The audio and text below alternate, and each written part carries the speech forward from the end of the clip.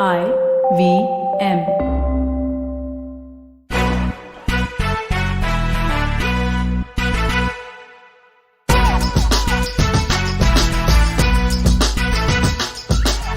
Hello, we're Team Splainer. Welcome to an all-new episode of Press Decode, a weekly podcast where we take Splainer's mission to declutter the news one step further. Check out our newsletter for more stories and follow us at SplainerIn to keep up with all the fun things we plan for our Splainer fam. So sit back, relax, and don't let the news give you the blues. I'm Vagda, your host for the day, and I have with me Sara and Prafula.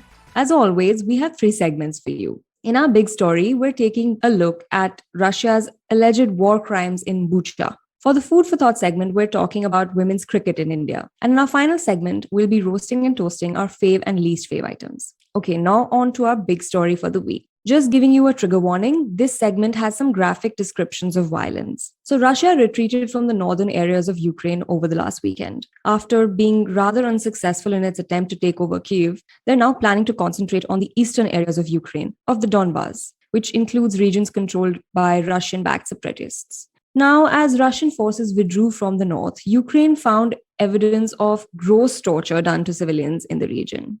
They found bodies of more than 400 civilians. The most appalling accounts come from Bucha, which is a city near Kyiv. Ukrainian officials said that the scenes there looked like those from a horror movie. Visuals from Bucha show civilians lying dead in streets, many face down with their hands tied at the back, some shot at close range, some shot in the mouth, in the head. Others have their legs tied. Mass graves have been found. Satellite photos show a 45-foot-long trench in the grounds of a church in Bucha. In another town, the Associated Press reported how Russian troops killed the town's mayor, her husband, her son, and threw their bodies into a pit. The mayor's husband had his hands behind his back and a piece of plastic wrapped around his eyes like a blindfold. That's not all. Ukrainian officials also alleged that Russian soldiers in the area raped women and buried their bodies. The Human Rights Watch also confirmed incidents of rape too. Ukrainian President Zelensky described the Russian forces as murderers, torturers, and rapists who were committing genocide in the country. Russia has obviously denied it had any role to play in the killing of civilians, claiming that they were placed after Russian forces left to give Russia a bad name. But a New York Times investigation of satellite images shows that the bodies in Bucha had been lying in the street for weeks. The US and many European countries have called Putin personally a war criminal and have newly called for investigation into war crimes committed by Russian forces in Ukraine. But before we get into how these demands may be met, can we first get one major confusion out of the way? And that is, what are war crimes? You're literally at war with guns and tanks and missiles. And yet there are some things you just cannot do. So what's that? Before we get into war crimes, we need to take a step back and look at what the rules of war are. Because war is brutal and wasteful and, like the song says, good for nothing. And yet there is a line we are willing to draw in the sand. Formerly known as the International Humanitarian Law, these rules aim to maintain some humanity in armed conflicts, saving lives and reducing suffering. These are part of the Geneva Convention, which was first instated in the 19th century. And while the convention has been amended over and over the years, the first one primarily focused on requiring warring armies to take care of the sick and wounded on the battlefield instead of leaving them to die or finishing them off, regardless of which side of the war they were on.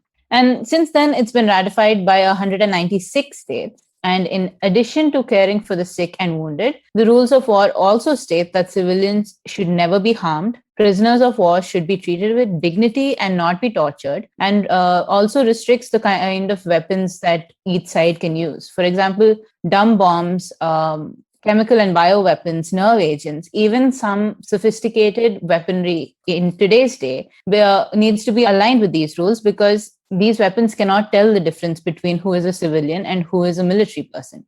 And if you violate these rules, that is when you are committing a war crime. The International Criminal Court has a specific definition for genocide, war crimes, crimes against humanity, and crimes of aggression, respectively. So is what Russia doing a war crime? So, as you've said, right, one of the Yeah. fundamental principles of the laws of war is that civilians should not be targeted, purposely at least. Hmm. And the fact that there have been attacks on schools and a maternity ward in Kiev and a theater in Mariupol qualify as violations to those laws. And to make matters more dire, we have the case of Bucha as Vagda described. So these are clearly atrocities under international humanitarian law. So, yeah. So technically, yes, these are war crimes, but it's also where the gray area starts, right? Either a national government or the UN Security Council can ask the court to investigate certain cases. Pertaining to this invasion, 39 national governments have moved the court to investigate Russia's crimes right now. I mean, yeah, sure, moving the court is one step, but what is the system of redressal and how likely is it that someone like Putin can be held responsible? Okay, so I'm going to try and break this up and deal with three main institutions that even have the slightest chance of taking action. To begin with, in 2002, the Rome Statute gave birth to something called the International Criminal Court, or ICC, which you'd mentioned earlier. Yeah. It is located in The Hague and operates independently. It's the permanent modern successor to the Nuremberg, which prosecuted key Nazi leaders in 1945. 123 countries of the world are party to this treaty of the ICC, but a whopping 42 are not. And this includes notable exceptions like Russia, the US, India, and even Ukraine. And what's interesting is that Russia, like the US, is not a signatory to the treaty that it was part of creating, for the court, I mean. But it is not a member in the sense that it signed the treaty when the court was created, but it is now not a member. It pulled its membership out in 2016 because this was the same year when the court published an unfavorable verdict about its actions around Crimea, and also began an investigation into its actions because it's backed separatists in Georgia in 2008. Wow, that makes Of course sense. it did. Of course it did. I mean, the futility of international organizations is an entire podcast on its own. But here's holding out some hope. Interestingly, though, I did not know this, the ICC tries people, not countries, and focuses on those who hold the most responsibilities. So leaders and officials that they can particularly pin the blame on. Now, the ICC has said it does see evidence of war crime and it will conduct trials of war crimes in Ukraine right from 2013 to the present. This is because, like you mentioned, Russia first entered Crimea, which has been part of Ukraine, in 2014. Now, this new referral seems to put all potential war crimes together, but this is still the infant stages of an investigation, if at all. And while this is a criminal code that deals with individuals, it is highly unlikely that anybody would actually arrest and transfer Putin to The Hague for trial. I mean, they can't do it. They can't extricate him from Russia. But even if he were to travel, I don't see this happening. Next, the second organization is the ICJ, or the International Court of Justice, which is also at The Hague and is actually the highest UN court. However, it deals with countries, not individuals, unlike the ICC. But more importantly, its decisions are actually implementable, unlike, again, the ICC. But they're implemented by the UN Security Council, of which Russia is a permanent member and thus holds a critical veto power, allowing it to essentially overturn any decision that's not in its favor. So with the ICC, they could exit. Here, they can veto. The last is the European Court of Human Rights. And actually, a lot of the articles that I read pinned most of their hope on European courts as opposed to entire international courts. But here as well, this is an international court that was created by the Council of Europe and handles cases against both individuals and groups as well as countries. But the problem here, for one, is that Russia has a track record of only spotty compliance. And to add to it, in mid-March, Russia was expelled from the Council of Europe itself. So there goes that. Legal experts also contend that an international treaty or the United Nations, because, the first three options don't seem extremely likely, could possibly create a separate tribunal only to investigate the Russian invasion, as was the case of Yugoslavia and Rwanda. So I guess that could happen. And, now that that's out of the way, let's look at how the court prosecutes these so-called war crimes, right? If at all, that is. As is with any investigation, there is a burden of proof and due process that is supposed to be followed and played out. So the court will look at satellite images and listen to witness testimonies, etc. And it is going to be a long process. It's going to take years. Leaders have been prosecuted before, because Liberian president Charles Taylor is, I think, the only person who actually has been sentenced. He was sentenced to 50 years. Others who were charged, like Yugoslav leader Slobodan Milosevic and Libyan leader Gaddafi, died during and before their trials, respectively. So international law is arduous and long drawn, but the burning question is, will Putin ever be charged or ever be put on trial? I suppose we just wait and watch. I think that's the more hopeful note to end on, because I was going to say something totally not hopeful. So on that note, we come to the end of our first segment. We'll be right back after a short break. You're listening to Press Decode on the IVM Podcast Network. Ladies, I'm sure you will relate to it if I say that we are constantly busy with work, studies, cooking, and what not. And amidst all of this, we often forget an important element that needs our desperate attention: finance. So here we are, bringing to you SBI Life presents A Sip of Finance, a women-exclusive podcast where we will teach you how to manage personal finances in a simple and straightforward way with your host, Priyanka Acharya, a finance expert who's been in the industry for 14 plus years. And not just in English, but in 7 more languages.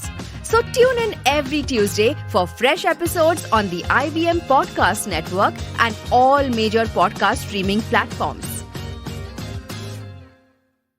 Hello and welcome back to Press Decode on the IVM Podcasts Network. We're Team Splainer, and in today's Food for Thought, we're heading to the cricketing world. As you might have heard, the BCCI has expressed its intention to launch an Indian Premier League tournament for women. The first tournament is likely to be held as early as in 2023. That's like now. Now, it'll have about 6 teams in its inaugural season, and the men's teams are likely to be given the first right of refusal to purchase these teams. And about 4 of them are interested. So, yay. It's not the first Premier League in the women's cricket. Australia already has the very, very popular Women's Big Bash League, which has 8 teams and who play 59 matches. New Zealand has the Super Smash Women, and England has the Kia Super League, where Indian players have also played, Smriti Mandana and Harmanpreet Kaur. Pakistan's also launching a similar league next year. I just want to say, we need to call it the Big Bash League or Super Smash Women. It can't be Women's IPL. I will personally be hurt if it's not called something as cool as that. Why don't you send some options to BCCI? I have until 2023. Correct. This is what I'm going to do now. Yes. Okay, cool. Now, experts agree widely that India is largely an untapped market for women's cricket. And now I can see why. Because there are literally not enough matches that they play. Between 2006 and 2016, the number of one-day international matches played by Indian women was just 95. That is 32% of the matches played by men. Men played 300 matches. And that's not even the half of it. Thanks for doing the math. Now, we have obviously a ridiculous wage gap. When I say ridiculous, I mean ridiculous. And I would have never guessed this, but senior women players are paid the salary of an under 19 male player. What the hell? The highest category pay slab for women, that is category A player, is 50 lakh rupees. And that is half of what the lowest category in men gets paid. The highest category for men, category A+, gets paid 7 crore rupees. Which is the category that does not exist for women, by the way. Yeah, it doesn't exist. It's like, there are no A+ players, thank you. But you know what makes even less sense? The fact that all of this happens when both men and women are overseen by the same BCCI. Until 2006, women's cricket was overseen by a fully independent Women's Cricket Association of India. And you would expect, they didn't have money, or they didn't have source, or they didn't have, resources. Now, they're literally with the BCCI. What is the point of getting absorbed into BCCI if you're going to get this? Half of what the lowest category player in men's team gets. So despite Vagda's shock, my cynical self is actually prepared for most of this. No one knows you're how old are you? You're 40. 22. That's what you are. Thank you. But limited opportunities, insane wage gaps. As a woman, we know these things to be far too real. But somehow while researching for this story, two particular things stood out to me, and they were the real kickers. They were even beyond, that's what actually shocked me. So I don't know what your takes are. One was pointed out by Vinayak Mohan Rangan in The Scroll, where he notes the painfully obvious exclusion of the women's team on social media. On the one hand, every men's team match and achievement is marked by a flood of tweets and posts and the official hand, and politicians, everybody is celebrating. On the other hand, the official handle barely even acknowledges international matches played by the women, let alone celebrate them. And there is just one media manager for the team, unlike other countries which have an entire in-house team. Social media is literally the cheapest way to show support, and even that the BCCI falters on. And that was a real shocker to me. I mean, see, it goes beyond just being a petty thing to get stuck on for me. It's reflective of the larger stepchild treatment meted out to the women's team. And I was also interested to know that there was very real consequences. I quote, "A good social media presence is important for the board to promote the sport, for players to reach fans and potential sponsors, and for sponsors who attach themselves to women's sport, which offers fast-growing commercial opportunities world over." So, and with less of a push than the BCCI can then use the cyclic argument of, hey, but no one watches women playing cricket, no one supports it, no one puts money in it, while they themselves are not asked to even showcase the women's team on social media.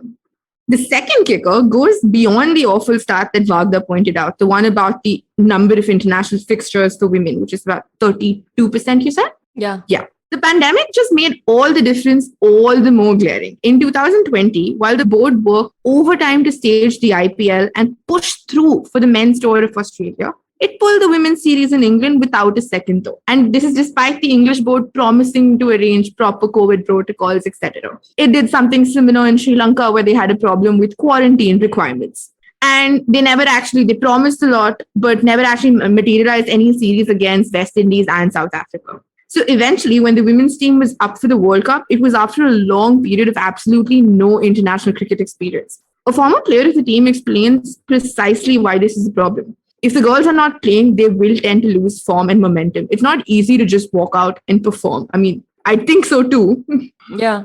Eventually, when Australia, New Zealand, England, and West Indies were back on the field, India crashed out after losing 4 out of 7 matches and didn't even make it to the semi-finals, which was once again used to fuel the, hey, not enough players in the country meet international standards, so why should we expend resources? See, the timing isn't the same, but I think the irony was that in the peak of the second wave, the BCCI pushed really hard for the disastrous IPL, which had to be cut short considering it was being played in the capital, where things were straight up apocalyptic. Yet, within just a couple months, the men returned and took their matches to the Gulf and went on with their lives. Whereas the women kept waiting. One second. Did you say Gulf? I'm Malu. Of course I said Gulf. Push it in. But yes, they went to Dubai and they played their matches and were happy. Yeah, that's the thing with our sports bodies. No, they're infamous for being nonchalant about sports that aren't men's international cricket. Like, look at the Ranji Trophy. It's a prestige tournament and it is still held in very high regard. But how much coverage do we get compared to the IPL, right? But I don't know if it's a cricket problem or an India-only problem, because Australia, New Zealand, and England have, like you said, their own sports leagues, and they're massively popular. These 3 teams are really great at what they do, from club levels to international tournaments. But, so is the Indian team. We are ranked internationally 4th in both ODI and T20 rankings. The only difference is that these countries have obviously put in much more money in their women's teams than we have. But here's the kicker again. Despite being 7-time world champions, there is still a significant wage gap between the men and women in the Australian teams. The good news, I guess, is that the association did finally take notice and is now increasing the base pay for the women. But if you look at other sports, it's a whole other story. Take tennis, for example. Serena Williams is arguably the greatest tennis player of all time. And this is no disrespect meant to Rafa or Raj, but they've never won their 23rd Grand Slam while pregnant. Yes. It deserves. Yes. That's the point, right? Women will play while pregnant, they'll play while sick, and then they still don't get equal pay. And when they finally advocated for and won equal pay, this certain player that I really dislike. I'm talking about Novak, but he said that he appreciated the work that women put in, but men deserve to be paid more because they attracted more viewers. And the rest of his statement, how people will say, oh, I'm not racist. I have so-and-so friends. He said, I support women because I have a wife. I've had a female coach. I have played with women. So they're a big part of my life. Played with women. Wow. Played with women. Aww. Yeah. Womenkind. I'm so thankful. I know. It infuriated me. I went back to look at what he said because this was like 6 years ago. And I'm still so infuriated by what he said. But it's the same argument that is given to the US women's soccer team also. The men apparently get better ratings. This is despite the fact that women have won 4 World Cup titles, 4 Olympic gold medals, and 8 Gold Cups in the Central American and Caribbean Federation, which is way more than the men because their best performances have been reaching semifinals. My God. Yeah. And it's the same thing with basketball. Players in the WNBA and the NCAA, which is the college association, have long complained about the disparity in pay, the kind of treatment they receive. So WNBA players are paid a fraction of their NBA counterparts, same like our cricket team. And opposite to our women's cricket team, they keep playing continuous tournaments because they cannot survive on their league salaries. So once the tournament is done, they then go to Russia or China to play another set of tournaments. And then they come back to play the tournament in the US. And they also pay for their own airfare. Yeah, so the college players also have only been getting better accommodation, equipment, even better food, because the last year they complained on social media, created a ruckus because they were getting literally peanuts compared to the men. And now they have started. But peanuts were what Ravi Shastri said in 2017, that the highest paid men's category at that time used to get 2 crores. And according to him, that was peanuts. Yeah, you can see we all care very deeply about the way. No, I really thought that this segment is going to be about like women's cricket, but it's just become about like wage gap. The thing is, I cannot be objective about sports, you guys. It's just, it infuriates me so much because people are like, oh, who watches women's sports? I'm like, there are so many people who do. What do you mean? But coming to that point, last March, a paper summarizing 30 years of sports broadcasting found that over 80% of telecasts ignore women's sports entirely, even while they are being played in season. On the other hand, the big 3, that is men's basketball, baseball, and football, are constantly advertised and mentioned even in their off season, which is, again, it's just terrible. Things are looking up because the WNBA saw like a 70% increase in 2020 in viewership, and that has been steadily rising. This year's NCAA final for the women was the most watched finals game in 2 decades with 5.9 million viewers. But there will always be women, will always be people who say, oh, but girls don't play very well. And that, again, just...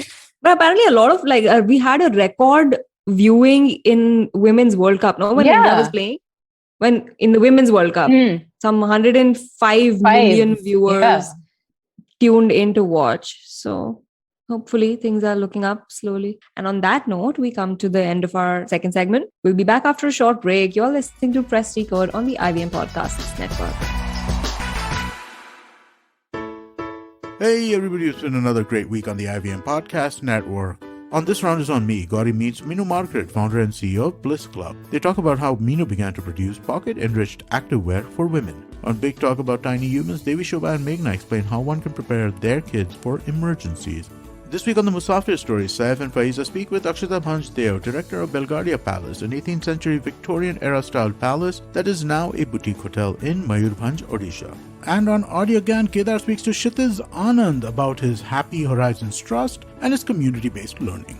Do follow us on social media. We're IVM Podcast on Twitter, Facebook, Instagram, and LinkedIn. And remember, if you're enjoying this show or any of our other shows for that matter, please do tell a friend. Also, don't forget to rate us on any of the platforms you might be listening to us on. And do check us out on YouTube. We're building a whole bunch of different channels. You can find them on ivmpodcast.com/YouTube. And we're also doing a small listener survey, which we would really appreciate your help with. It helps us kind of talk to advertisers. So you could go to ivmpodcast.com/survey. It'll just take a couple of minutes and it would be really helpful to us. We do appreciate this. And finally, we'd like to thank our sponsors this week, SBI Life Insurance and the India Water Portal. Thank you so much for making this possible.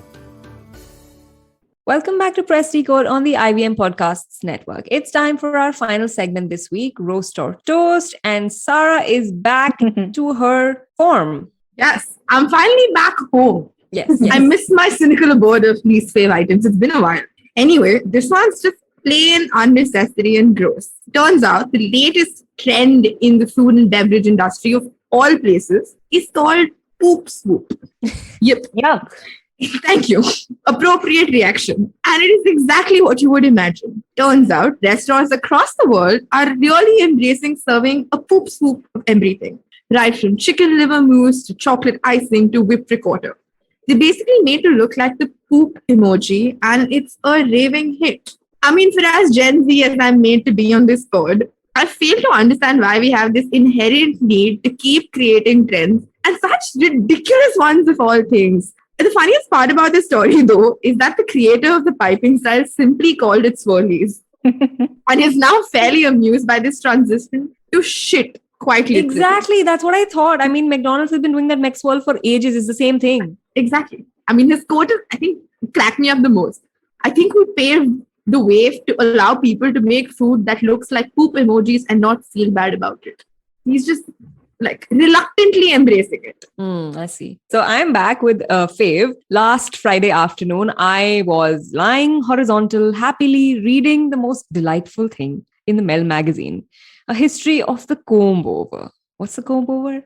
Yes, that despairing effort of men to hide their balding heads, chronicling the likely invention, or maybe not, of the comb over by Julius Caesar to King Charles IX, who sported a comb over not to conceal his hair loss, but to accentuate it. You must check it out. There are images. Then there are pictures of Napoleon sporting a front to back comb over, as opposed to the usual side to. Talking about innovation, there was a strange patent from 1977 granted to a father-son duo who claimed that they invented this new technique involving not just the comb, as in hair over from one side, but from both sides and the back. So it's like a pancake sitting on top, like a folded thing sitting on your head. And there are scientific images to go with it. Obviously, What? It's a patent. Yes. Oh, Of course. And there's a lot more. So if you want to have some fun, the link is in the description. that is so delightful. I can't wait to see the pictures.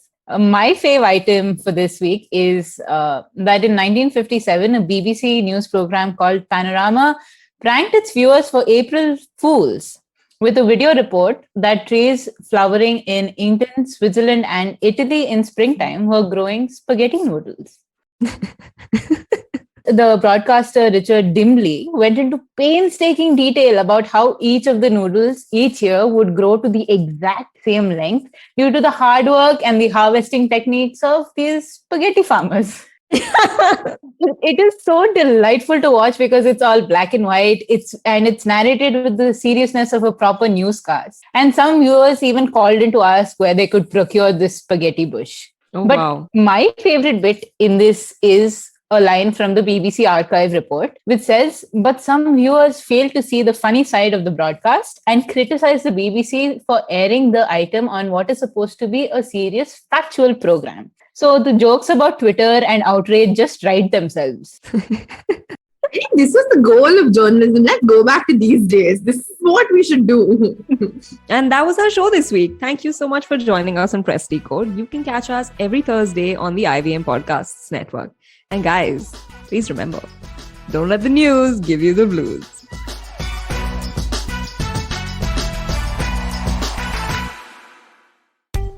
Are you looking for finance products and services that can enhance your personal finance experience?